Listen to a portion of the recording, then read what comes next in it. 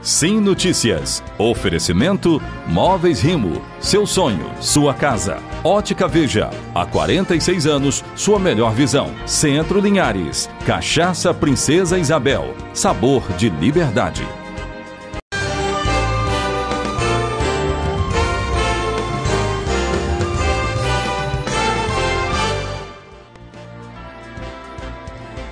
Olá, começa agora o Sim Notícias. Veja os destaques de hoje.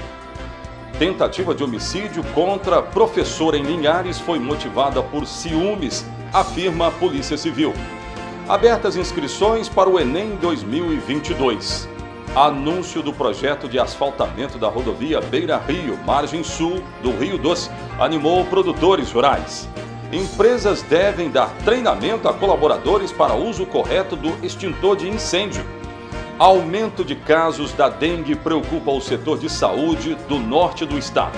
Direto de São Mateus, este e outros assuntos em destaque com Nariane Lopes. Linhares conquistou o 3º lugar no Brasileiro de Jiu-Jitsu no último final de semana.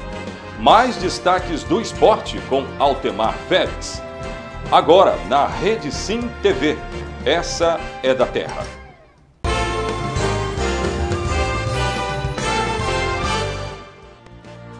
O inquérito sobre a tentativa de homicídio contra o professor Eric Alves Jatobá, baleado em Linhares no último dia 20 de abril, está concluído. Segundo o delegado Tiago Cavalcante, o crime foi motivado por ciúmes. O inquérito sobre a tentativa de homicídio contra o professor Eric Alves Jatobá está finalizado e seguiu para o Ministério Público de Linhares. Ele foi baleado no dia 20 de abril na porta da Escola Estadual de Ensino Fundamental e Médio José de Caldas Brito.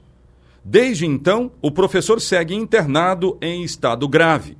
Uma audiência está marcada para o próximo dia 12, onde os menores de idade que participaram neste crime devem ser ouvidos pelo juiz da comarca responsável. 3 indivíduos participaram, 2 com auxílio moral e material, através da bicicleta, emprestando e indo até o local, conhecendo previamente que ia ser feito homicídio, e o outro, o autor direto, do fato, que é aquele que atirou, o Gustavo, que é o maior, o Gustavo Cardoso, que está preso. Ele ficou foragido durante um tempo, depois se apresentou aqui com seu advogado.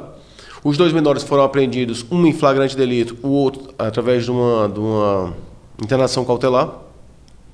E a audiência, inclusive, dos 2 menores já vai acontecer amanhã. Então, um caso de resolução rápida, um emprego efetivo e eficiente da Polícia Civil, que deixa aí a sociedade entendendo, transparecendo como a polícia funciona e trabalha bem. A namorada do suspeito de atirar no professor Eric Alves Jatobá prestou depoimento à polícia e confirmou a versão apresentada por todos os envolvidos, inclusive Gustavo Cardoso dos Santos, de 20 anos, que confessou que atirou no professor por ciúmes. O Gustavo tinha um pouco mais de um mês de namoro com a namorada dele, tinha um pouco mais de um mês de namoro, e ela teria, no episódio, estava passando na praça, e o professor teria conversado com ela, perguntado se ela já tinha sido ex-aluna, feito algum tipo de elogio, e o filho dela, de 8 anos, que estava do lado, contou o que aconteceu pro Gustavo, que, tomado de ciúme, já quis dar uma resposta. Isso mostra a banalização da violência, e que, muito provavelmente, o Gustavo já estava associado com outro tipo de crime para ter esse comportamento. É um comportamento observado muito no meio do tráfico. Eu não posso atestar, porque o inquérito não investigava o tráfico de droga, mas é um comportamento observado muito do traficante. Aquele que se vê desafiado e tem acesso fácil à arma, já dá uma resposta violenta a esse tipo de situação. Para o delegado que investigou o caso, a resolução e finalização do inquérito só foram possíveis através de informações que partiram da própria sociedade. Aliás, o telefone 181 tem sido muito acionado aqui na cidade. A população ela não precisa só cobrar, mas ela pode participar efetivamente da segurança, trazendo segurança para o seu bairro, para a sua rua, para a sua cidade. E como se faz isso de maneira segura? É através do 181. É uma ferramenta extremamente eficaz de combate à criminalidade. Então, não tenham medo, não tenham pudor de usar, usem à vontade. É uma ferramenta de inteligência importantíssima para a Polícia Civil e nós realizamos diversas ações baseadas, utilizando como fundamento aquele conteúdo. São diversos os usos que a gente faz do 181. Então é até um pedido para que a população continue usando o 181 de forma efetiva, que a segurança vai melhorar e aumentar na sua comunidade, na sua rua, na sua cidade. O uso de extintor de incêndio em empresas é obrigatório. Tão importante quanto o equipamento bem posicionado é preparar os colaboradores para manuseá-lo na hora de uma emergência. Você já se viu em alguma situação de perigo e ficou sem saber como agir?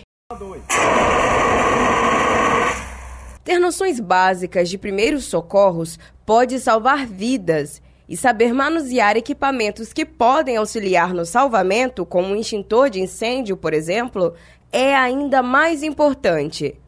O que eu aconselho para a residência é ter um extintor de pó químico ABC, que é um extintor completo, que apaga as 3 classes de fogo, A, B e C. Tanto equipamentos elétricos, líquidos inflamáveis, papel, madeira, estofado, né? É um extintor completo, de fácil manuseio, um extintor leve, você consegue manusear ele facilmente. Para a residência eu aconselho ele. Esse equipamento é mais comum em empresas e veículos, que desde 2015 se tornou obrigatório. Mas dentro de casa, que é tão importante quanto, quase nunca é visto. Existem 3 tipos de extintores que são mais utilizados. O uso de cada um vai depender do local e equipamento que está em chamas. Então hoje nós trabalhamos com o CO2, que é um extintor carregado com carga de gás, né? O extintor pó químico BC e o extintor de água. O extintor de água que serve para equipamentos, extintor de água que serve para papel, madeira, plástico, né? Mas o que é aconselhado mais para residência é o extintor pó químico ABC, que é o extintor mais completo. Para qualquer tipo de imprevisto, é importante estar preparado para saber o que fazer e como fazer. E, acima de tudo, manter a calma. E, em situações de maior perigo, acionar as autoridades competentes. Tanto para a residência quanto empresa, né? O que acontece? O extintor de incêndio é para o princípio de incêndio, quando o fogo começa. Você não adianta, o fogo tomou grande parte da estrutura, você não adianta tentar pegar um extintor, tentar combater, que vai ser perigoso para a sua vida. Melhor você se retirar do local com segurança e acionar o corpo de bombeiro. Estão abertas as inscrições para o Enem 2022. As provas serão aplicadas em novembro. A repórter Luana Santos tem outras informações. As inscrições para o Enem 2022 começaram nesta terça-feira e vão até o dia 21 de maio pela página do participante. O prazo também é para os alunos que precisam de um atendimento especializado que deve ser solicitado no momento do cadastro. As provas nesse ano acontecerão em 2 domingos consecutivos, esse ano no dia 13 e dia 20 de novembro. A taxa de inscrição para quem não conseguiu a isenção deverá ser paga até o dia 27 de maio. O valor é de R$ 85,00 e agora pode ser quitado de 2 formas adicionais: cartão de crédito e o Pix, além do tradicional boleto bancário. Só após o pagamento é que a inscrição é confirmada. A expectativa é que o cartão de confirmação desse ano seja divulgado no dia 8 de outubro, que é onde os alunos saberão quais os horários das provas e onde eles farão as provas. Lembrando também que o Enem ele pode ser feito por alunos que estão no ensino médio, né, que estão concluindo o ensino médio, e os que também estão estudando ainda, mas eles farão apenas como treineiros. O anúncio do edital para o projeto executivo de asfaltamento da rodovia que liga Bebedouro, em Linhares, a Baunilha, em Colatina, animou lideranças da margem sul do Rio Doce. O estudo do projeto foi apresentado pelo governo do estado no último final de semana. Antes de abrir a licitação para as obras de pavimentação, o governo tem que elaborar o projeto executivo do trecho de pouco mais de 40 quilômetros entre Bebedouro, em Linhares, e Baunilha, em Colatina. A execução da obra é em torno de 2 anos. Porque antigamente a gente fazia obra até mais rápido, mas aí tem umas questões ambientais que a gente tem que estar cumprindo, né? Então, essas coisas sim é importante. E é importante que a gente cumpra, porque a gente precisa fazer um desenvolvimento sustentável. Ter obra, mas ter também o meio ambiente preservado, naquilo que é importante, rio, nascentes, árvores e por aí mais. Então, assim, 2 anos de execução de obra, acho que é o suficiente para essa região aqui. A estadualização dá condições para que o governo do estado possa fazer um estudo, né, e implementar o sonho dessa região, que é a pavimentação asfáltica para escoação de todo o material agrícola e produção que é feito nessa região e, aliás, uma demanda mais do que justa. Tendo em vista que tem vários produtores são daqui da região, isso aí vai ajudar muito no escoamento da produção. E nós estamos muito felizes por essa conquista. Bastante aguardada por produtores rurais e empresários da região, a pavimentação do trecho promete alavancar o turismo e facilitar o escoamento da produção agrícola. Então, eu acho que é um momento histórico para nós aqui da região, né? A gente tem hoje um município que interliga o Colatina numa estrada hoje precária, 2 polos hoje, que é o de Colatina e de Linhares hoje, com alta potencialidade, um turismo muito grande hoje nas áreas rurais aqui também, que interliga um município ao outro, e sem contar que esse asfalto, provavelmente o desenvolvimento aqui da nossa região vai alavancar de uma forma assim incontestável. O intuito é esse, é promover o desenvolvimento, alavancar o turismo. É uma região muito rica, grandes produtores, cacau, banana, coco, café, gado, leite. Então a região ganha bastante com isso e também com a participação dos vereadores, com certeza. O que o produtor rural mais necessita, é das suas estradas boas, e com essa estadualização e agora vindo com a pavimentação asfáltica, o escoamento da agricultura vai ficar bem melhor para eles e com um custo mais baixo. Eu estou acreditando, esse acesso para a gente vai ser muito importante, que a gente tira o fluxo um pouco da cidade, esse fluxo ele passa por aqui com os caminhões, e eu estou acreditando muito nisso. E o turismo, essa área linda, maravilhosa que nós temos aqui, Durante visita a Linhares no último final de semana, o governador Renato Casagrande confirmou que o estado está pronto para assumir a gestão do HGL. Estamos debatendo e nós estamos à disposição para assumir o Hospital Geral de Linhares. A prefeitura ainda não deu ok, mas o estado já poderia ter assumido, já tem mais de 15 dias o Hospital Geral de Linhares, tá certo? A hora que a prefeitura der ok, nós estamos prontos para assumir, com os diretores contratados, inclusive. Vamos fazer o complexo de saúde do norte do estado lá em São Mateus, do extremo norte do estado lá em São Mateus. E nós dobramos o número de leitos de UTI. Antes da pandemia o estado tinha 628 leitos de UTI, agora nós temos 1.248 leitos de UTI. Então nós dobramos o número de leitos de UTI. Isso é segurança para a sociedade mais necessitada, porque é o fortalecimento do Sistema Único de Saúde. Agora você vai ver como fica o tempo para todo o estado do Espírito Santo. Quarta-feira de sol entre nuvens, sem chuva. Linhares com mínima de 15 e máxima de 30 graus. Colatina, mínima de 16 e máxima de 28 graus. São Mateus, mínima de 18 e máxima de 30 graus. E Vitória, mínima de 19, máxima de 28 graus. Veja a seguir, aumento de casos de dengue preocupa o setor de saúde do norte do estado.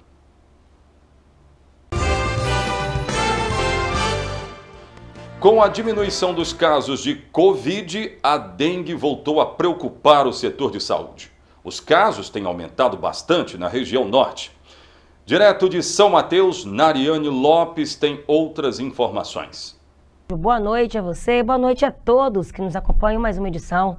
Pois é, Cláudio, esse aumento é em todo o estado, hein? Segundo dados do Ministério da Saúde, apenas nos 4 primeiros meses do ano, o registro é de quase o mesmo número de casos de dengue de todo o ano de 2021.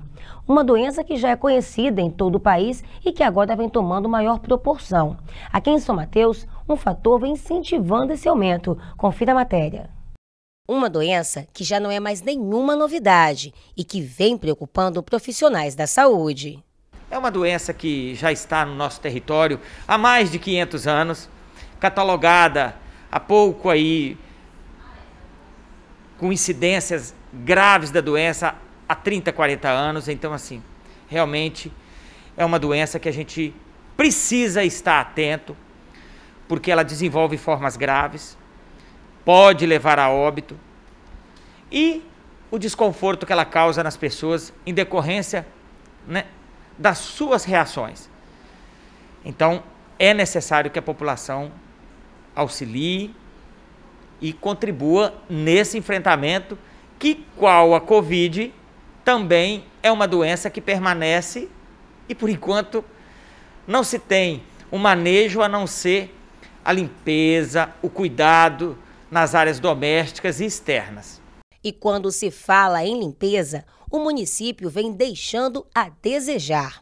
Em diversas ruas e avenidas da cidade, é possível encontrar o excesso de lixo, que resultam em acúmulo de água, um dos principais fatores para a proliferação do mosquito transmissor. Segundo o secretário, é preciso a conscientização em massa, até para evitar o uso excessivo do carro fumacê. O fumacê é um inseticida que vai ali.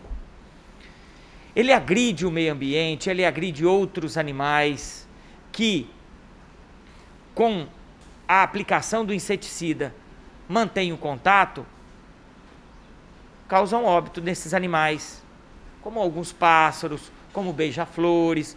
Então, assim, e até uma reação alérgica em nós, seres humanos. É um meio eficiente de combate ao mosquito transmissor? Sim, é um meio necessário e eficaz, mas não na proporcionalidade que a gente faz. Por quê? Porque há necessidade da população fazer isso, esse trabalho de limpeza diária dos seus ambientes domésticos, porque a gente sabe que a maior quantidade de larvas encontradas e casos confirmados da doença estão no próprio quintal, estão no próprio território, nos vazios de planta, nos ralos, nos recipientes da geladeira, nas calhas. Então é preciso que a gente faça essa parte. Entre as causas apontadas para o aumento do número de casos são as chuvas dos últimos meses. Nós tivemos aí, esse ano e o ano passado, uma incidência de chuva muito grande no nosso território, no nosso estado, no país como um todo, porque a gente está vendo o aumento da dengue a nível nacional. E as autoridades sanitárias já fizeram um alerta importante acerca desse enfrentamento que nós vamos ter a partir aí de algumas semanas anteriores já desse ano e de agora para frente. Segundo dados da Secretaria Municipal de Saúde, já são 400 notificações da doença no município.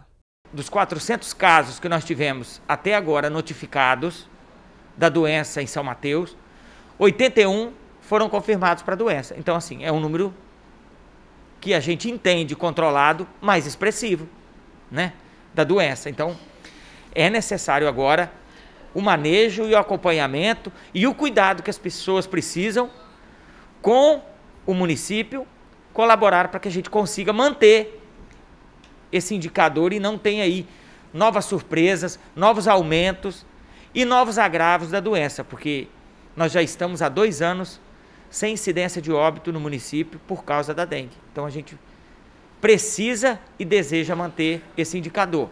Um mapeamento está sendo feito na região, onde é possível identificar os bairros de maior incidência de casos.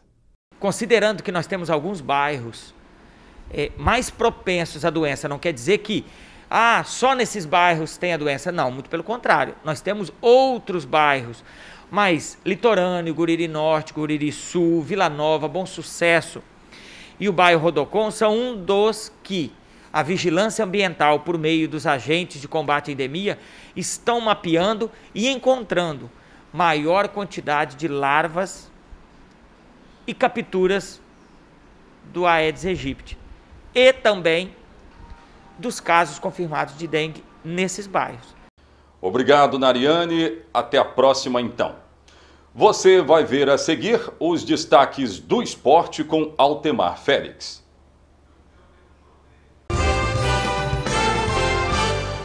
Acontece nesta noite na Câmara de Vereadores de Linhares uma audiência pública com a juventude. O evento foi organizado pelo vereador Antônio César. A gente tem um contato muito grande com os jovens da cidade, muito em função da questão de ser professor e de estar circulando entre essa galera. Então eles sempre nos colocavam assim, olha, a gente acha muito chato as sessões da Câmara, a gente não vem por conta disso, mas a gente gostaria de participar da política institucional. E com a chegada do Centro de Referência da Juventude, vindo do governo do estado para cá, bem como essa demanda, a gente pensou assim, olha, como a gente pode organizar num espaço todas essas diferentes juventudes que existem na cidade, porque a gente não tem aqui coletivos organizados, mas a gente tem jovens pulverizados em vários espaços. Então a gente entendeu que a audiência pública poderia ser um espaço de conexão desses jovens, de um entender que aquela demanda que é sua também é do outro. E a partir de algumas experiências, a partir de alguns relatos, começar a fomentar a existência desses grupos, bem como a apresentar um equipamento público como centro de referência, onde eles possam ter ali acesso a alguns direitos. Então esse aí é um misto entre as demandas que vêm e uma vontade nossa também do gabinete.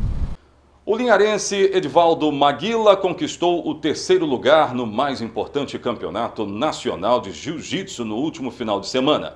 26 atletas do país participaram da disputa. É um evento que acontece com 9 dias, são 9 dias divididos nas categorias, né? E esse final de semana foi a categoria marrom e preta, né? Onde eu consegui conseguir lá o 3º lugar, né? Na minha chave tinha 26 atletas, né? Então vai passando a peneira, né? E final só tem o pódio para 4 pessoas, né? Consegui classificar lá em 3º lugar. Que mostra a competência, né, que você tem nesses anos de carreira, levando Linhares, né, para disputar no Brasileiro. E além disso, você ainda passa essa experiência sua para os seus atletas, né?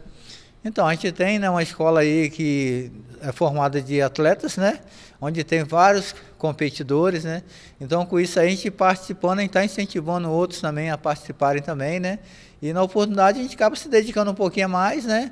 Escolhe 1 ou 2 eventos para participar, não é fácil, igual nesse evento agora que eu fiz 3 lutas, perdi na semifinal, né, para alcançar o 3º lugar. Essa edição do Sim Notícias fica por aqui. Nos acompanhe nas nossas redes sociais. Rede Sim TV, essa é da Terra.